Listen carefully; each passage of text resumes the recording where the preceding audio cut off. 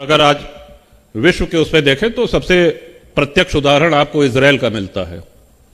Israel अगर आज अपना अस्तित्व बचाए हुए है और अस्तित्व ही नहीं बचाए हुए है, अब उसके ऊपर जो हमले हो रहे हैं, जो आक्रांता हो रहे हैं, सबको मुंह तोड़ जवाब भी दे रहा है, तो वो अपने शस्त्र बल के कारण दे रहा है। हमारे सनातन धर्म में नागा अखाड़ों की स्थापना शस्त्रों के ही आधार पर हुई थी।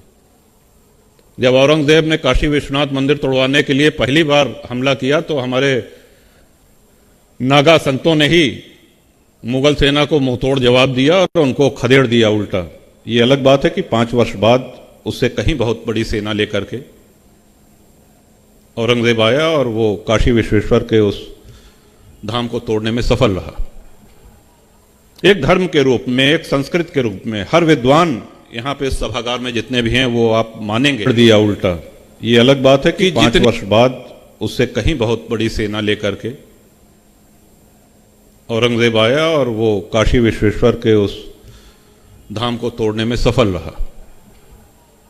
एक धर्म के रूप में, एक संस्कृति के रूप में हर विद्वान यहां पे सभागार में जितने भी हैं वो आप मानेंगे कि जितनी ज्यादा लूट, हत्या और बलात्कार धर्म के आधार पर हिंदुओं के साथ हुई है, वो विश्व की और किसी सभ्यता, किसी संस्कृति में नहीं हुई है। गिनती नहीं है, अनुमान नहीं लगाया जा सकता। और वो इसलिए भी कि एक और जहां हमने अपने शस्त्र छोड़े, वहीं कूटनीति के तहत हम जातियों में बांट दिए गए। आज यदि कोई संत महात्मा ये कहता है कि जात पात हमारे लिए इसका भेद मिटाना बहुत आवश्यक है, तो कुछ आचार्य उसकी भी आलोचना करने लगते हैं। हां ठीक है, जातियां हैं, जाति की भूमिका सजातीय विवाह तक सीमित रहे।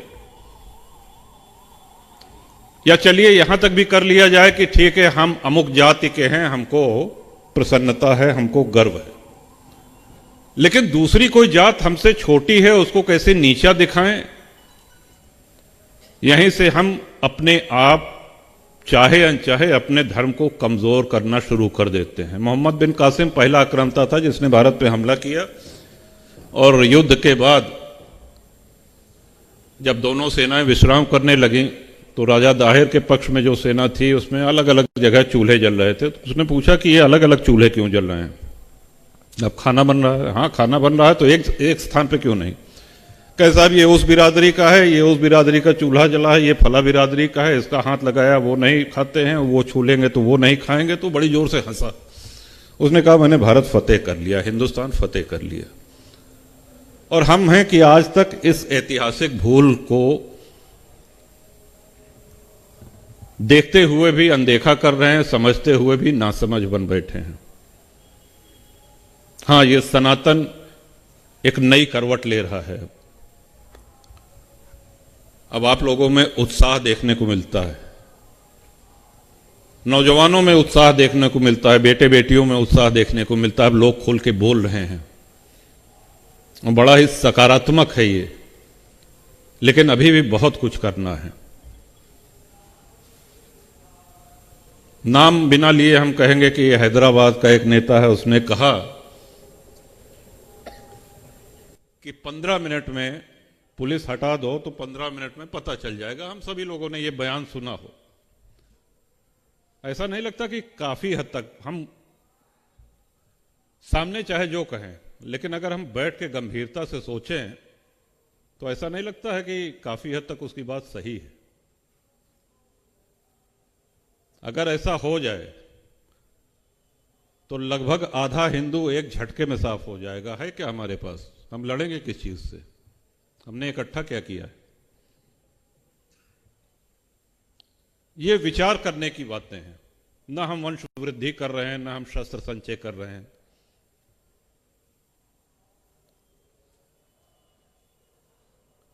इन समस्याओं पे हमको, आपको, सबको इस कुंभ में सम्यक चिंतन करना है,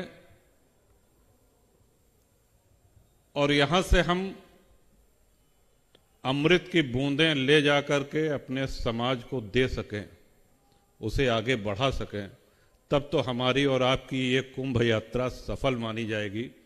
नहीं तो बहुत से लोग हैं, आते हैं, स्नान करते हैं पतित पावनी गंगा माई में, संगम त्रिवेणी में, आस्था है, और आस्था ऐसी कि विश्व का सबसे बड़ा ये महापर्व है। आप देखिए कि कहां कहां से चले आ रहे हैं। अभी हम लोग आ रहे थे 20 किलोमीटर दूर से, माताएं सिर पे बोरी रख के, गठरी रख के, कहां जाना है, कहां सोने को मिलेगा, कहां भोजन मिलेगा, कोई ठिकाना नहीं है। लेकिन आस्था ऐसी चीज है कि खींची चली आ रही हैं, वृद्ध हैं, बालक हैं, सब लोग। हमारे हिंदू धर्म में आस्था की कमी, महाकुंभ मेला में आपका स्वागत। इस हिंदू धर्म में, हमारे सनातन धर्म में आस्थावानों की भी कमी नहीं है।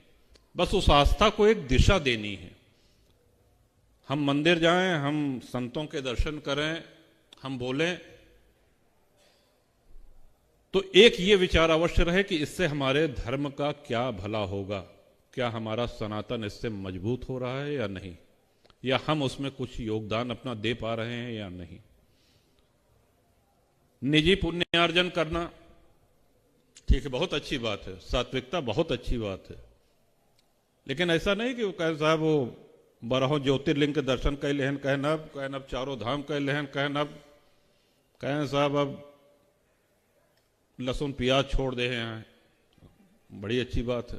कहन अब क्या करता है, कहन अब दिन में साहब एक के बार भोजन करे थे, अच्छी बात है, लेकिन ये आपका निजी कर्मकांड हुआ, इससे धर्म का क्या भला हो रहा है। आज बहुत बड़ी चुनौतियों के सामने हमारी ये सबसे पुरानी सभ्यता, सबसे पुरानी संस्कृति, सबसे पुराना धर्म आज खड़ा हुआ है। भारत के अलावा और हमको कहीं कोई आश्रय देने वाला नहीं है पूरी दुनिया में। जिन लोगों ने भारत में शरण ली, हम कहते हैं, एक बार फिर अपनी वही बात दोहरा रहे हैं कि बिना पाकिस्तान, अफगानिस्तान के इस्लाम की कल्पना की जा सकती है, अमेरिका, फ्रांस और इंग्लैंड के बिना ईसाइयत की भी कल्पना की जा सकती है, लेकिन बिना भारत के हिंदुत्व की कल्पना ही नहीं हो सकती। ये दोनों एक दूसरे का पर्याय हैं। और हमारे आपके पास अब दूसरा कोई स्थान, दूसरा कोई जगह, दूसरी कोई शरण ये नहीं है। और ये भी याद रखिए कि जितने लोग धर्म परिवर्तन किए हैं, जो आस्थाहीन थे, जो लोभी थे, जो कायर थे, उन्होंने सनातन को छोड़ करके धर्मांतरण कर लिया। जो त्यागी थे, बलिदानी थे, आस्थावान थे, वीर थे, हम सब लोग उनकी संतानें हैं। तो हमारे खून में तो तेजी है ही है उनसे अधिक। पाकिस्तान के हिंदू भाई बहुत से ऐसे हैं, आना चाह रहे हैं, एक अनवरत 22 वर्ष से उस कार्यक्रम में हम लोग लगे हैं, कितनों को ले आ पाए हैं ये एक अलग विषय है। जिस नारकीय यातना की वो चर्चा करते हैं कि किस हाल में हम लोग, कि हमारे माता पिता के सामने बच्चियों का बलात्कार होता है और उनसे कहा जाता है कि देखो, आप कल्पना नहीं कर सकते कि किस स्थिति में वहां पे। और जब वो लोग आते हैं तो कहे साहब आस्था हमारी इतनी प्रबल थी, इलाज तो बहुत सरल था। हमने पूछा क्या इलाज, कहे साहब कलमा पढ़ लेते सारी समस्या खत्म हो जाती। लेकिन हमारी ईश्वर में, हमारी सनातन में जो आस्था है, उसके कारण हम पीढ़ियों से झेल रहे हैं, भोग रहे हैं। बहुत ही नारकीय स्थिति है। अभी बांग्लादेश में हम सब लोगों ने, तो हमको, हमारा सुझाव आपको ये है कि शास्त्रों का, वेदों का, उपनिषद का अध्ययन बिल्कुल आवश्यक है, होना चाहिए, लेकिन हम धर्म हित में मुखर होकर के बोलना शुरू करें। आज बहुत से ऐसे साधन हैं, इलेक्ट्रॉनिक मीडिया है, ये ट्विटर, एक्स, कई सोशल मीडिया के प्लेटफॉर्म हैं जहां हम अपनी बात खुल के कह सकते हैं, मुखर तरीके से रख सकते हैं। हम 4 लोगों के बीच में बैठे तो तार्किक ढंग से अपनी बात रख सकते हैं। और दूसरा, यदि कोई सनातनी धर्म की बात कर रहा है, समाज की बात कर रहा है, तो उसका मनोबल न तोड़ें।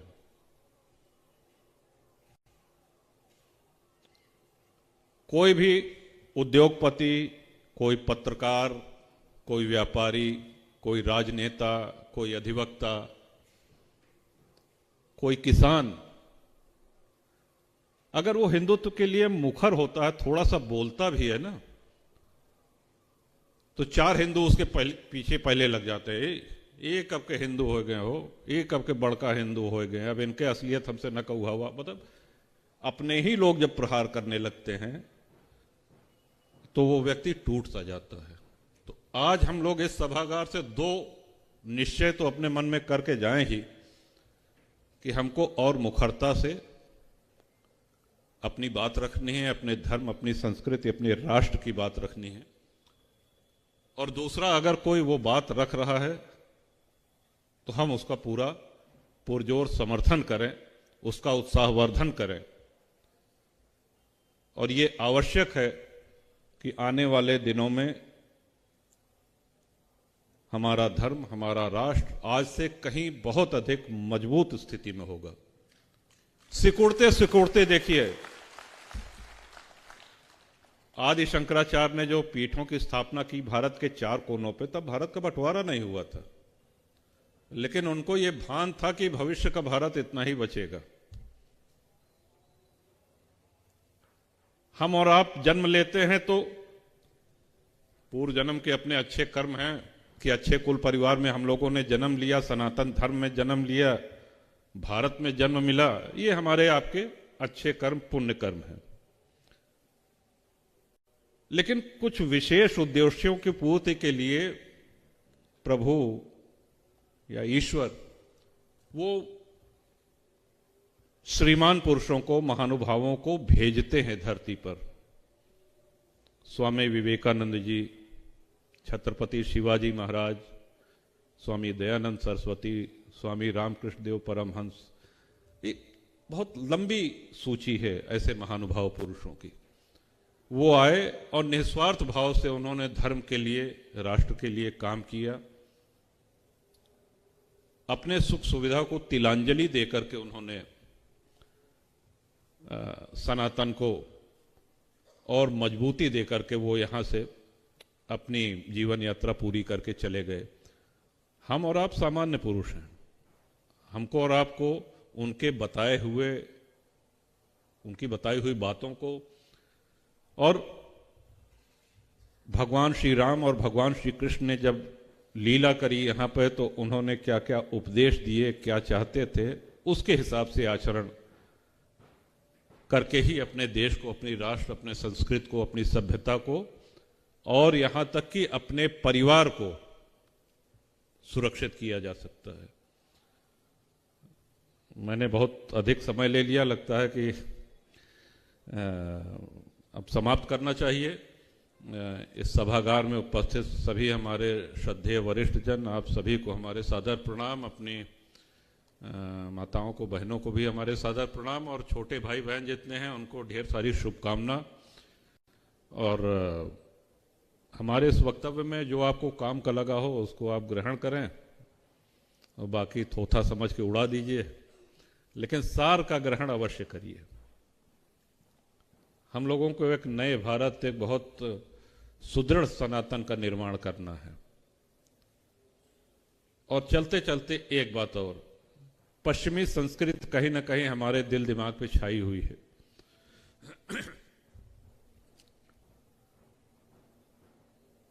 भौगोलिक गुलामी अंग्रेज चले गए, समाप्त हो गई। अब समय आ गया है कि हम उस वैचारिक गुलामी से भी अपने आप को छुड़ा लें। वैचारिक गुलामी से हमारा तात्पर्य है कि मम्मी पापा नहीं, जितने यहां पे वरिष्ठ जन हैं, हमको नहीं लगता कि आप अपने माता पिता को इन शब्दों से संबोधित करते होंगे, लेकिन आपने ये तो किया कि आपने अपने बच्चों से यही कहा कहने के लिए। इस तरह की कई चीजें हैं जो अंग्रेज हमारे दिमाग में बैठा गए। हाँ, ये बात सही है कि देखें, धोती कुर्ता हो या कुर्ता पैजामा हो, ये बहुत महंगा पड़ता है। धुलाई, कलफ, माड़ी, पैंट शर्ट अपेक्षाकृत सस्ती पड़ती है पहनने में, पहने, लेकिन महापर्वों के दिन, त्योहार के दिन अपना स्वदेशी वस्त्र, अपना धार्मिक वस्त्र ये अवश्य पहने। आज कई लोगों से बात होती है, हम कहे कि धोती पहन ला, कहें हम तो जन्मे नहीं खरीद कैसे पहरी जात, सिखाओ में पहले तो ढेर जने को सिखाई थी कि कैसे पहरी जात। तो ये स्थिति ना हो। इन्हीं शब्दों के साथ आपने धैर्यपूर्वक हमको सुना, अपना आशीर्वाद दिया। अभी तो 2 दिन बाद से आरंभ होना है ये महाकुंभ।